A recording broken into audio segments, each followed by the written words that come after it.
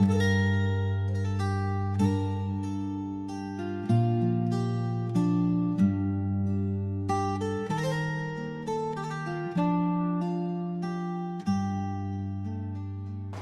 here in downtown Chepachet. What a cute little downtown, a block away from the house, and here is a little store called Brown's and Hopkins.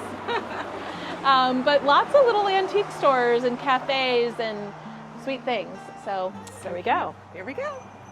Here we go. Ooh, is this penny candy? Well, what used to be penny candy, now it's penny candy. I know. So cute. Ooh. I love this store. This is so cute. Mm-hmm. Oh my gosh. Candies, Smarties, and just good smells. Yes. Very good smells. Autumn New England. It is. Okay, I'm super curious about this store. Just because every time I drive by, they have so many things out here. It's a great store. I'm so curious. Mm-hmm. Wow. Oh, look. There was a trolley. Streetcar. Oh, is this one of those little streets off of downtown? It looks like it. Does it say? Main Street looking north from the bridge in 1890. Wow. They have Old Village paints here. And they have the buttermilk paint also.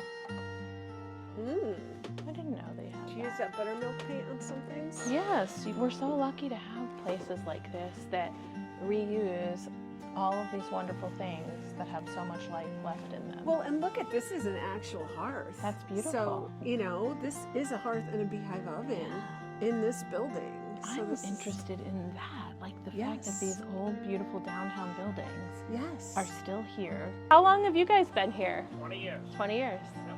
And was it an antique store before that? A little bit, just the front area, the rest of it was closed up. Oh, okay. So cool. And do you live in Chepachet? Are you from here? Oh, awesome. Hi everybody, welcome to Ann Clay. We are standing outside of a 300-year-old home that functions like a brand new home. It has been restored and it is beautiful and we can't wait to show it to you. I am here with Roz from Angel House Designs and together we are going to learn all about it. We get a little bit of a sneak peek before it goes on the market for sale in just about a week. So we have been so excited and honored to be here to see the house and talk to Andrew about the work, and also the two restorationists who are expert restorationists who have worked on this house. Warren Lampher, who also did the William Haskell House in Gloucester, and Adam Hessler, who has a lot of experience with early houses as well. And so it's been great to see the house and hear about the whole restoration process. I'm Warren Lampher, and I live in North Situate, Rhode Island. And I've been in this industry since 1981, where I started on my own house. And this caused me to take a leave of the original job I had from Midwest and worked for myself, and I'm still here. And I just got involved with this for Andrew, and we fell in love with this building, and we're going to be making another beautiful 18th century house for somebody in this future. So anyway, I'm addicted and I'm here. My name is Adam Hessler. I was born and raised in Marshfield, Massachusetts. I started in this industry, 1990 in Charleston, South Carolina, after Hurricane Hugo. South Beach, Miami was next with some of the older houses there. To Atlanta, I had 2 award-winning restorations that I did in North Atlanta, one in Douglasville. moved back up to Rhode Island and found, this house, a bunch of projects just like this. I love the older homes. I live in one from 1713, and it's just one of my favorite eras. I'd have to say the 18th century. I discovered that I've been here, I came here 2 years ago, and yesterday I saw it. It's true. And it was fantastic. It is a great feeling of accomplishment, considering the pieces that were missing, the vital pieces that make the house what it was and what it should be, were gone. Now they're back. All the hardware is back. There's no more butt hinges. There's no more doorknobs. It's back to what it should be. Right. It really is. But Yesterday it's we comfortably modern. It's insulated. It's wired properly. Modern electric, modern amenities throughout it, but still subtle enough to leave the character of the house. It's so important to see an interior of a house. Now you're looking at it right now pretty much with just a few pieces of colonial furniture and so forth. But this is a very warm, livable house. This is a house you can live in and feel very snug. Plus, the village we're in is a walkable village. It's got everything that a city would have right here and within a few blocks, and the whole village is friendly.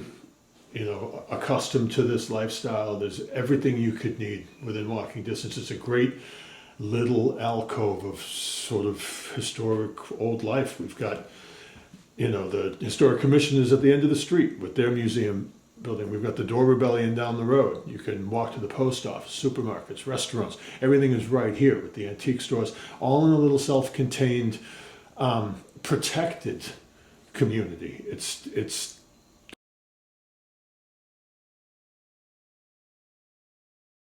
I am so excited. I have to say, I've already been through this home for the last 2 hours, and it's magnificent. Well, thank you so much for saying so. My name is Andrew Neve, and you're at 16 Tanyard Lane in Chepachet, Rhode Island. This house is actually, there were two. It was one of a pair of houses. The other still exists, my next door neighbor, in an unrestored state, but very much loved by a family there. The houses were, of course, farmhouses that sat originally on 200 acres. We think my records in the town go back to the 1740s, and there's mentions of these properties and the purchase of the properties through many, many different families, often prominent ones beginning with the Richardson family. So who built the house, I'm still exactly working on, but it is the house and its families are integral to the town. It was a very important place, and it engendered many different businesses that supported the town. It became originally as a farmhouse. Tanyard Lane is called Tanyard because another family created a tanning business here and on the river, which is 20 feet that direction. And also we had a factory of linseed oil, and so that was important. The house is a sort of three-quarter house. It has echoes of I think almost a William and Mary feeling in that it's much taller than it is wide. It's really, the house measures on the exterior 24 feet by 28 feet. So in footprint, very small, but it lives very large since you have 4 working floors. So it's not retiring and shy that way. It is also the ceilings are quite high. So even I know I'm shrinking, but I'm still over 6 feet. I'm the short and fat one in my family, so you got to work on that. But at any rate, you walk through the rooms and there's a great feeling of light and a great feeling of space. So the rooms change and are interesting. You're standing in what is now the kitchen. When I arrived here, there were 2 extensions to the house, one completely obliterating the front of the house with a picture window. So there's none of the recreated front. We did find all the traces of where the original windows were and what size they were, just little notches in wood which told us where they were, because of course the new windows were larger. But fortunately for us, they were also made lower to the ground. So therefore I had remnants of the above sides of the windows. So we were able to recreate what the facade looked like. When I moved here, this originally would have been the parlor or the best room in the house. Smaller fireplace, much more intimate room. easy to heat, central, and north facing, northwest. So you have west light all afternoon, and this is the cooling north, and the east comes in the morning. So all of the rooms in this house are lit throughout the day by different directions. So you never are dark. It's always soft or then suddenly bright. So we discovered the shape of this room and discovered the fireplace, which had been buried. And all the walls are done here by Warren Lanfer, who did them all in feather edge paneling, made by hand and planed by hand. So everything that you see in this house, almost without exception, has been made by hand because the softness of handwork mimics and joins antique pieces. So this is very much in evidence, because what do you do in a kitchen? You're trying to blend something that's contemporary with the softness that this house almost demanded. A sense of, it's a very human house, and that's what I've tried to preserve, what everyone here understands and works together to help us to achieve. I think we did it here, because it does feel very much like a home in a very practical sense, but also in a very romantic sense. There is a real sense of history here, but it's not heavy or imposing or formal. It's just simply human. So, for example, all of the doors, all of these doors here are all pieces of 18th century doors. The paneling is 18th century. These are 18th century. All of the doors here are 18th century. Now, when we discovered this fireplace had been blocked up because of a change in the way the fireplaces worked and the chimneys worked, when the change in philosophy between a walk-in kitchen chimney and a walk-in kitchen fireplace for cooking, which was in another room, and then these slanted side. So we went in and recreated the shelving that followed the dimensions of where the fireplace went back. So suddenly we had space. So we had to use every available piece of space for cabinet space, for modern use. So we built the large cabinet here. So you're hiding, and it's of course electrified. So again, appliances of all kinds can go here. The island is a vintage one. It is not 18th century, but we desperately needed a place to put drawers. It's also electrified too. This was fun. We found an 18th century door, unusually narrow and tall. And surprise, surprise, it fit. Wow. The tall and narrow. So everything was in increments of 2 feet. So you have 2 feet for the fridge, more or less, 2 for the dishwasher was 18 plus, 2 for this, 2 for this, 2 for this. So you've got an induction, a modern oven. So I felt it's important to have the conveniences. I did originally have a period gas and then wood stove that was planning to come in here, but I did want people to be able to use this, and I wanted to be able to cook a little more easily since I often work long hours and come in late. Stoking the fires all through the house is fine, but doing it and then expecting me to eat, not so much. I only have an hour and a half before I gotta go to bed. The interesting thing, this room was recreated, the actual shape was recreated. This was all originally removed. So there were 2 doors into an extension. So this is the front foyer, and that vestibule area. Really important to have airlock in this house, because you're up on a hill, a lot of breeze, a lot of air, and you want in the winter as many ways to block and control as possible. Again, a lot of things with the pegboards were important, again, because there are not a lot of closets, so it's important to fling everything where you need to. And again, we put in the 2 layers of these hand-blown bullseye glass windows. Again, this is the north side of the house, so we're trying to continue our light sources. So everything was built here. The flooring you're seeing, which we're in the process of taking over again from, this is 18th century flooring. It was done from another house. The original pieces in this house on this floor, of this side of this floor, were just in pieces. You just had just tiny bits, like 3 or 4 feet, and then suddenly someone ripped something out and put a cabinet in.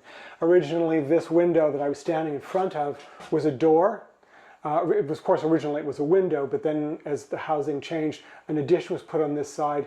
Not unusual to have windows becoming doors. So this was where when I moved here, this was my route to the bathroom because the bathroom was in the other extension. And you're sort of running madly one way or another. And of course, there was no insulation either, so you were pretty quick about it. So I was pleased to bring it back into modern. So this is, of course, the front hall, which was recreated. This corner told me that this was the correct wall. This is actually the first period molding, as is this. So you're sort of looking at a very modest, just simple little bit of beading here. Here's, unfortunately, what happens. Someone took a hatchet and hacked it all off when they went to make a change. They wanted to put different things. When I came here, it was wallpapered. So this was a very, very different layers of French and hand block wallpaper. So people here had money. It was just a modest house. Wow. So the bathroom in here was probably a bedroom. And we needed a very clean, easy bathroom to work with. I haven't put the curtains up just so you could see how the shape of the room, and we haven't quite finished everything yet. This is still, we're finishing our process. People are pro shower or pro tub, you needed both. I didn't want to put cast iron and that much weight on the house, so I kept things much, much lighter. But again, the cabinets are 18th century doors, and the row of closets on the other side of the room are all period wonky doors, almost as if the family had thriftily used pieces from past renovations and or changes. So it was incredibly great to have floor-to-ceiling shelving in here and either a coat and or scullery closet here. So I got to make things work technically. Living in an old house is about making compromises, but why not do it with a little fun and a little patina? Love it. Love it. So as we're going down the hall, this is goes to the basement or the summer kitchen. And this room was originally the great room, the primary kitchen and living space. It's one of the largest rooms in the house. I wanted to notice that quickly that if we're starting from above, also the cobwebs, those are period too. Originally, this was probably covered. It was, I think, considered by this time with the height of the ceiling a status symbol not to be able to see the kind of construction that this is. But it was done by my predecessor, and I left it a little bit as a history of him, but also because I sort of enjoyed the structure of it and certainly respected the fact that these were hand-hewn and the sawing technique you can see here, where you have, instead of now rotary saws, you have above and below pit sawing. Mm-hmm. So you're looking at a way to date the house. There were walls built in over here, and I haven't yet cleaned up other people's paint mess. Not that I'm necessarily that way, but okay. These two beams are not original to this. They are original to the farm. They're sort of my homage to the barns and the outbuildings that existed on this farm. And so these came from the additions that came from the barns. So there are people in this part of the country reuse everything. They're chestnut. The entire house is chestnut beams. And that comes into play in a challenging way because if you try to put a nail into a chestnut beam, it will just curl up and die. You actually have to drill and then do it, which means that the exterior of the house, which was done in cypress and done with handmade nails, if you look close, every single nail had to be pre-drilled because there was no way, even with iron, that they could get it to work.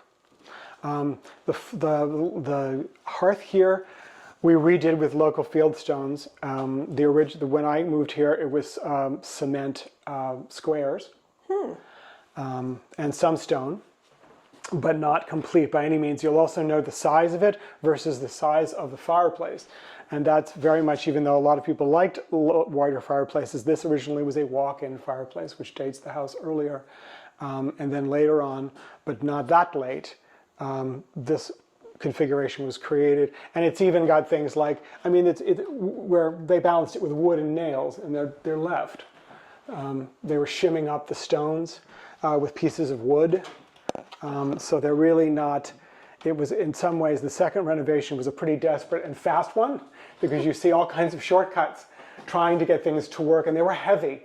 So this is a house very much built on stone and of stone. So you're beginning to see everyone desperately trying to make things level and plumb and working.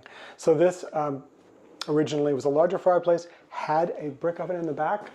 That was removed, and originally there was remains of a brick oven underneath that paneling. But in order to make that brick oven work, they cut the flue to the next room, and so you had to choose. Did you have a fireplace and a working heating situation, or did we restore the brick oven? And we chose to bring back the fireplace in the next room and then not do it. Again, Warren did the tongue and groove paneling here.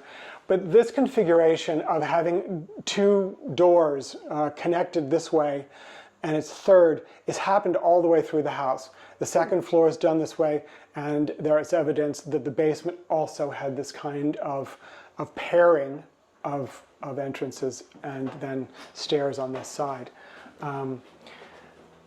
The windows are all recreations. They're done by hand. They're made by hand. They're pegged by hand, and they're getting redone. This next week is window week, where we get to paint all our sashes and scrape, and we're working on that throughout the house. We've gotten some places, but not far enough. I did, as you can see here, the unforgivable. I did put in the heating systems and the air conditioning systems. One, because I did live here, honestly, 4 or 5 years without them. But as we'll see in the basement, you had to choose. If you wanted to recreate and have the basement room the way it is now, you had to take out the huge oil tanks and the huge furnace, which was both inefficient and only really heated 2 rooms. So why? This was the kitchen door. And the road that exists outside was basically a footpath from this door to downtown. Downtown being Chepachet, all of a bristling minute and a half. We found the remains. This is the chimney scape exactly with the stones below. We're still working on the repairing on the lower left. But this is actually the chimney itself, and when I moved in there was a wall straightened out. But what I found when I removed the wall was that there were shelves, because this was a pantry to the kitchen. So what we did was create, and we have an 18th century door here, and we created shelving inside so that it still uses something of what the original looked like. We probably would have had a firebox here, and you probably would have had a shelving unit for river water. So this probably would have been the very first place that you came to when everything happened. A very important small space. And here again, we brought the pegs up again so it can be a useful space and very easy to live in. And usually when I'm here, it's covered with hats, gloves, bags, and everything else. Is it?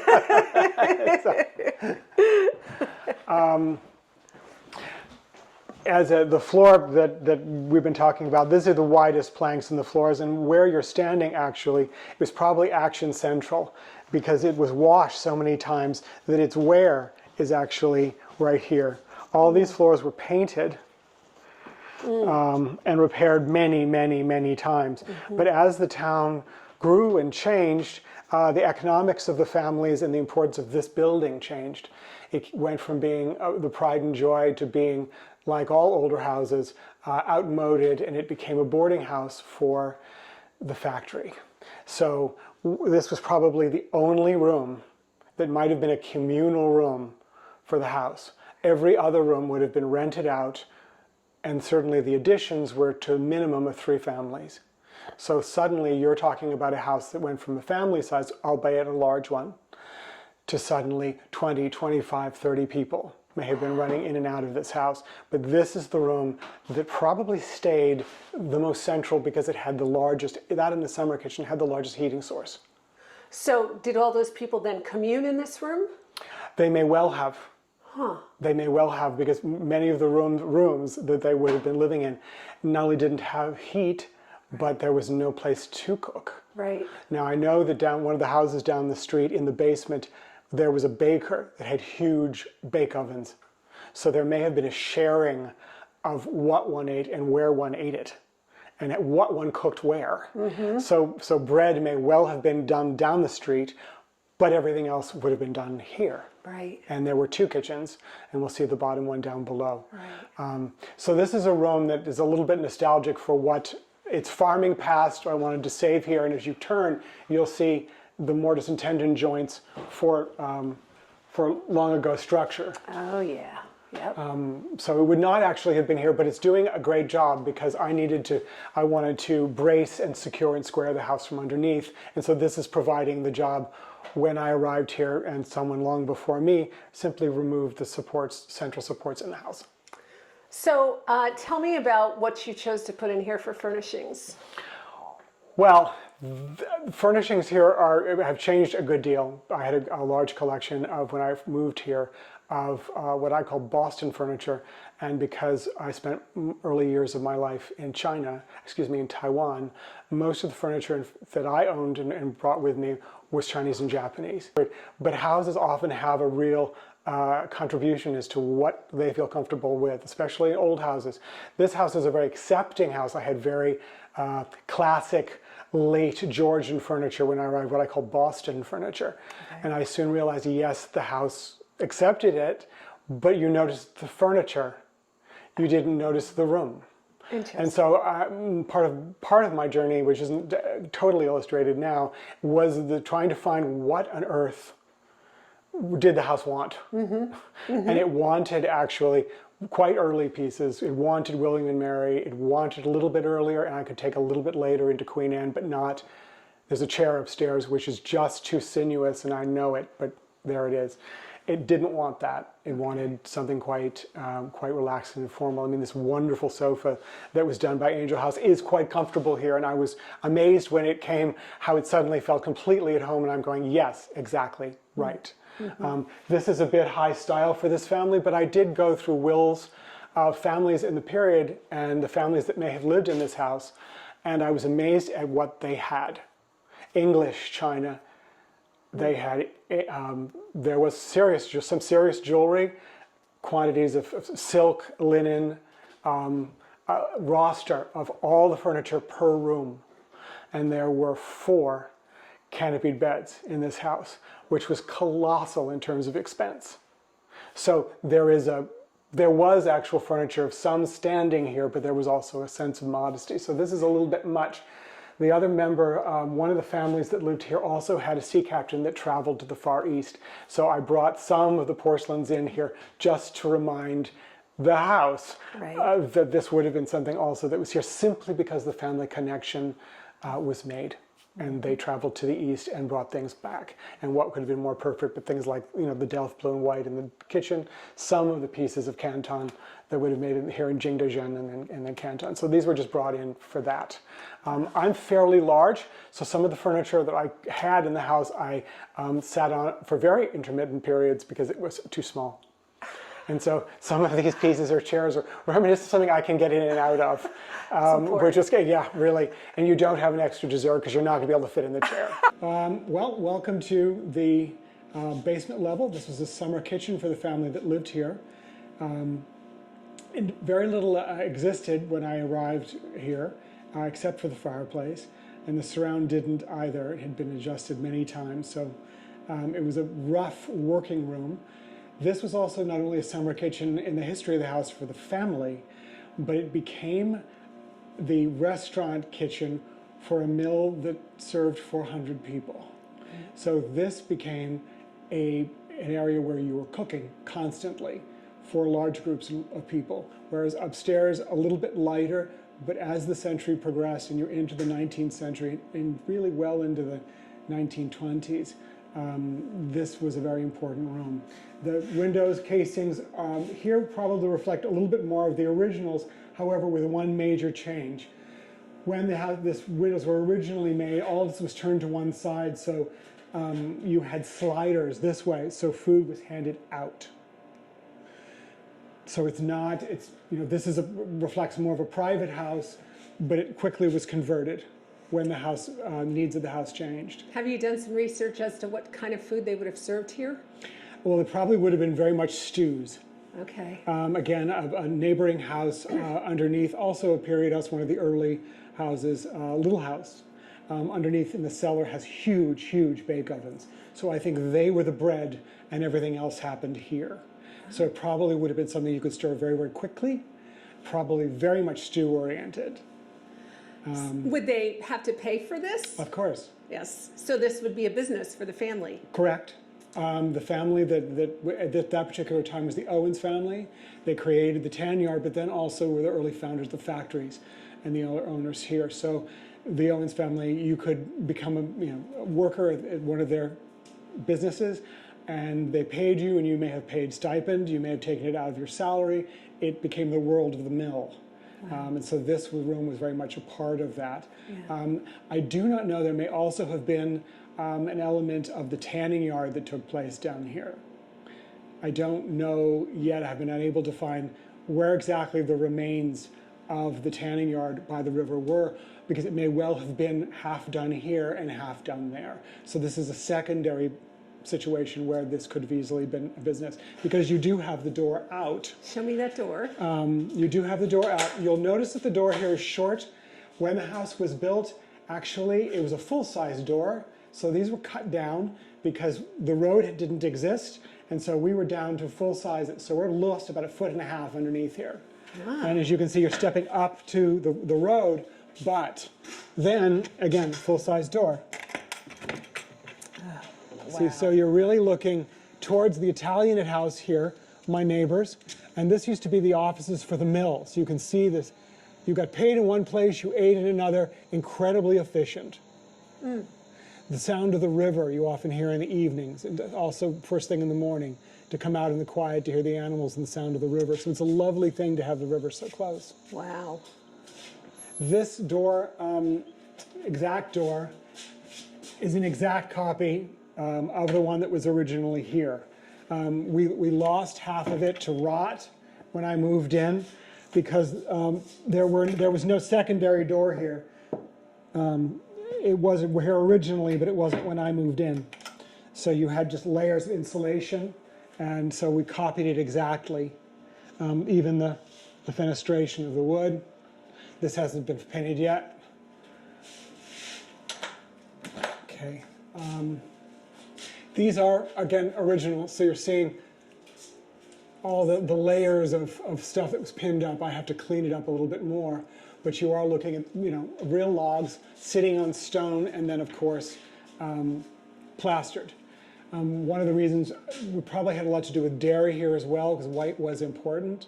But the windows are new, handmade in old style. Is this new too, the shutters? The shutter is not. The shutter is 18th century. This is 18th century. All the pieces you see all throughout here, the doors are, the walls itself are not, simply because they didn't exist. This was a situation where behind this door is a door number 3. This is a smoker behind here, and we're trying to correct the warping in this door, so at the moment it's shut. But it's a large stone smoker where you would have hung meat and fired just like you do work a bread oven, but it's simply for meat. Now, of course, it's directly under the entrance above, so I can imagine just how that might have smelled when you walked into the kitchen door. Oh, delicious. So you never know quite what you were getting. Wow. Underneath here, the chimney was in terrible shape. It's canted way back with a stone shelf coming out of it. A lot of this, and we also notice that it's not on 90 degrees. Mm-hmm. It's done at an angle. Mm-hmm. And I don't know whether or not that was helping to face some of the smoke that may have gone out more towards the windows. It's entirely possible. But when we recreated it, I know that there was shelving here, so we did another shelving set. Mm-hmm. Again, this is probably early 18th century, probably Southern, may not have been in this house, but I did like it. Okay. So there's that particular piece. And then shelving back here, because there was side shelving originally. So it would have been easy to cook and grab things both from above and also at the side. Also notice here, we wanted to preserve so people could see what this hand hewing looked like. Right. This is chestnut, so it's incredibly heavy and still very strong, and above the chestnut beams that went under the kitchen fireplace. This is why these houses were built to last. They really are. Yeah. It's an incredibly, this is an incredibly strong house, but even so, all of these beams all carry themselves all the way through to rebuttress and re-stabilize the house so that another 200 years can go by and it will be fine. Underneath this temporary wood ceiling, are the original chestnut structures. Wow. We also wanted to keep this room as warm as possible because it's both cooler than everywhere else and warmer, depending on what season. It's the opposite. Sure. And we wanted, of course, to keep it dry because we are in fieldstone. Do we want to go in? Yeah. No. Right, and we wanted, of course, to keep it dry because we are in fieldstone. Do we want to go in? Yeah. No. Right behind here, just for fun, you're seeing this large stone. This is where we call the expletive deleted moment. This is a huge boulder which extends the outside into the house, and basically half the house is sitting on it. So rather than being able to move it when they were carving out this room from the side of a hill, we suddenly have it incorporated. And we're working on cleaning that up and again strengthen it. It's an incredibly important room in the house. It's a really hard working space, but it was a wonderful thing to try to begin to bring back a new way to approach it. When I moved here, there was a huge furnace, basically took up all of it, and the other half was taken up by a large gas oil tank. Wow. So to be able to bring it back, and this was forgotten, I think there was a kiln over here. So it was a massive wiring. And it was a pretty sorry picture. So the fact that we can come back and enjoy the space that kind of like what it may have been, but also and a nice, it was a very emotional thing for both all of us who worked on the house when these windows went in, because this had been boarded up for so long in the old pictures that this was just sort of a dark hole, and suddenly to bring the light back in, and it's been a lovely experience. You brought back the history. Right, and the fact that this room held so many memories for so many people. Wow. Because all kitchens and all creating places do, and this really was one. Really was. This is the major bedroom of the house, receiving bedroom of the house on the second floor, the keeping room, living room. This is a great large space, again, as large as the space below, but this was always a private space. Although there has been questioning as to whether or not this was also a formal space, there was also a question about whether or not, as the large keeping room below was primarily for cooking, this one may have been used as the best space. Oh. So again, this is a fireplace and a surround that actually was 3 pieces that was from the same house as the one downstairs. I found the original piece that went from here, and then these were someone had converted later into doors, but they were actually on the other side of this. So it was a little bit of forensic work to get all the pieces back together again, to give us a correct surround. The original, again, was taken out and a Victorian one was added. So when I arrived, it was a sort of neo-federal kind of thing. But this is a room that shows a little also about the history of the house. The floorboards are not as wide. This little room to one side, which now functions as a closet, when I arrived, it was probably a baby's room, and the closet was not there, but it is now. But it was right next to the fireplace, and therefore the chimney kept that room warm. So very, very young children, it would almost have been what they would have called on the Cape a bourning room. But now it's perhaps more easily used that way. In the floor here, there are 2 in the house. These are 19th century, early 20th century heat grates, and they're movable. So they open to show, let light heat in from above if you weren't going to light this fire. This is a room that shows also the history of the house, because everyone's mentioned this. You see here the black. That would have been the hallway. This would have been the hallway. There would have been a threshold here. And you pay, when this became a boarding house, you rented this room out, you rented that room out, and you rented a berth up above in a row of beds in the attic. So this would have been the most expensive room to rent in the main block of the house, because obviously you could heat and you could cook. Oh, yes. So that's kind of a major deal. Yeah. Everything else would have been cold chambers. Everything else would have been cold chambers at a lower rate. Oh. So very much cold chambers. The next, of course, would have been this one. This is, again, the same door that you see downstairs, same configuration to the room. Again, this going up to the fourth floor room. And this, of course, going into this one. So these people that would be boarding here, Yes. right? They were working at the mill. They were French, usually French-Canadian weavers. Okay. Silk and wool was woven here, and then later on there was hats but not shoes in this particular town. So it was very, very high-end, very fancy silks and fancy wools. Okay. So it was a highly educated and highly specific kind of people that they needed with great training. Yeah. And so very often you will hear people say, instead of the Indian term Chepachet for this village, it became Chepachet. Oh, Chepachet. So very often, we're going to Chepachet. So, but French is very important here, and so this would primarily have been the stock, and also New England stock. So this was a coal chamber.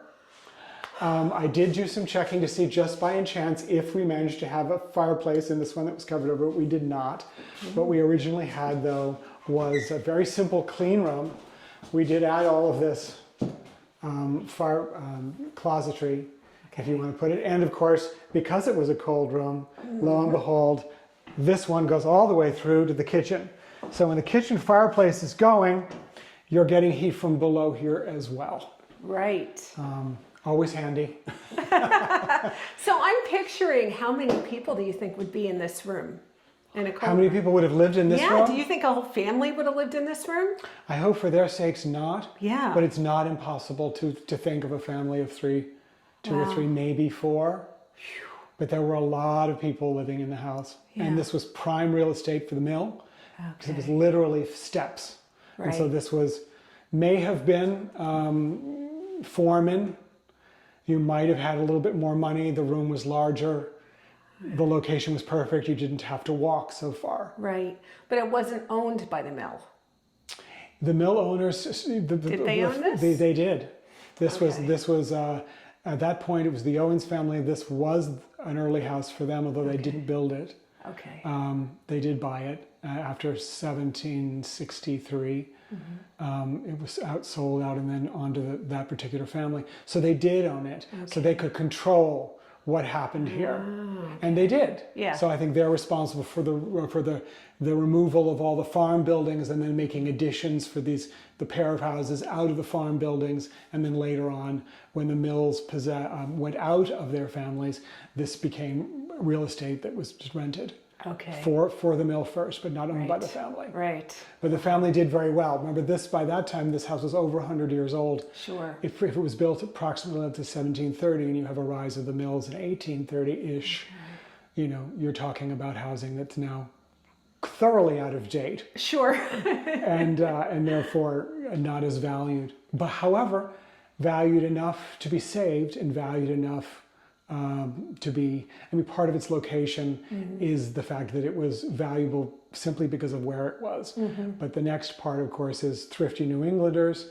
And of course, then when the mills went into remission, poverty is a great preserver.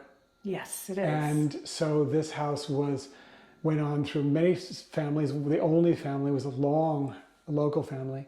And here for many years, and you go back to the records, and they simply traded from brother to sister, from husband to wife. Okay. Small and funny story, when we were working, breaking down some of the additions, there was a stone that was used as a stone step, and we pulled it back, and everyone gasped because it was a gravestone for a Goldie Olney who lived in this house. Unfortunately, or rather fortunately, it was quite a late gravestone, and they made a mistake in the date, and so they never used it. And she is comfortably residing in elsewhere. Oh, thank goodness. But so she was not in this house, but it was quite a shock, and we had to immediately run and go check that she wasn't somewhere under the house. She was not. Oh, that's a good one. Now, originally, this door was placed in for ventilation. This entire little hall and the bathroom beyond were one bedroom. When the house was built, this window wasn't here. And so you only had one window in the room. Wow. So it was pretty tight. But then again, larger floors. These are original floors. Not again as worn as on the first floor, because these aren't rooms that were used as heavily, but equally as patched. So again, cabinets for the bathroom area here. I put these in, one, because I wanted to be able to correct the airflow of the house. So the house always has fresh air and sunshine flowing all the way through it. So it preserves the house. All right, this would have been a loft room. So clearly this is a huge, important room in this house, not because something happened here, because everyone lived here. So with houses with very little storage, this floor stored everything. Food, spinning equipment, any kind of a tool that wasn't an exterior farm tool came here. The staff came here, the children came here, everybody lived, interestingly enough, up here. Wow. It certainly did not have ever had formal furniture. As you can see, the floor is original. We haven't touched a thing. It's just as patched and with a lot of movement. You can see the movement of the house. Completely stable, so we're not going anywhere. But again, during the years of the mills, this was a dormitory. So you probably rented a berth, and although I don't know if it was that draconian, in some mill buildings you had a 24-hour workday in the early ones, and therefore sometimes you rented a bed only half time. You might have rented it during the daylight hours if you worked at night, and then vice versa, and the sheets were changed and you split the cost. Oh, the sheets were changed. If they were changed, if there were sheets. You don't know that. I was a little worried about that, but yes. This is, again, it's been heated and air conditioned, so it's perfectly usable as a space, but it's kind of wonderful. The chimney was rebuilt from this floor up in brick, which it was originally, a little bit smaller than the first iteration, which you see here. Yeah. So it's a wonderful space and a great flexible one, but it's sort of an interesting one to look at and see. We did do the walls over, and I did support and redo the ceilings so that this was restored to this point so that it can be recreated as either bedrooms or offices or all kinds of uses, a craft, artist, studios. But it's actually a lovely space to be. The walls are fun. The views are great. You get a park view, and then you get the breeze too. The green. Yep, lots of breeze. Right through. The stone wall, really cool. Yeah, that's just really beautifully done. My predecessor was also a stonemason and did a beautiful job with this. Oh, it's gorgeous. Again, because the road didn't exist, there's a variation of how this topographically was. But since we're sloping down into the river, what you do see is the stonework. Oh, yeah. And right above the window, that wedge Yes. was wonderful. Oh, yeah. Oh, no, I love it from this angle. Again, the new windows. Again, sorry, we haven't gotten to the dressing part. Oh, do not apologize. Again, the side here, masks. Oh, clever. Yes. We have lovely neighbors. No need for them to see it, but you do get a real sense, if we back up, of the way the house looks in terms of its proportions. Yeah. So you kind of get it all on this side. A little bit like a Boston townhouse, Yes. but 18th century style. Yes. Yeah. I had to move to accommodate all of the plumbing and heating system. I moved the corner of this stone wall back. So this was one that was built in my time, this corner, and then the rest was probably reconstructed in the 70s when they did a lot of work on the underpinnings of this particular street. Okay. So they were working with the remains of the mills and all that meant in terms of water.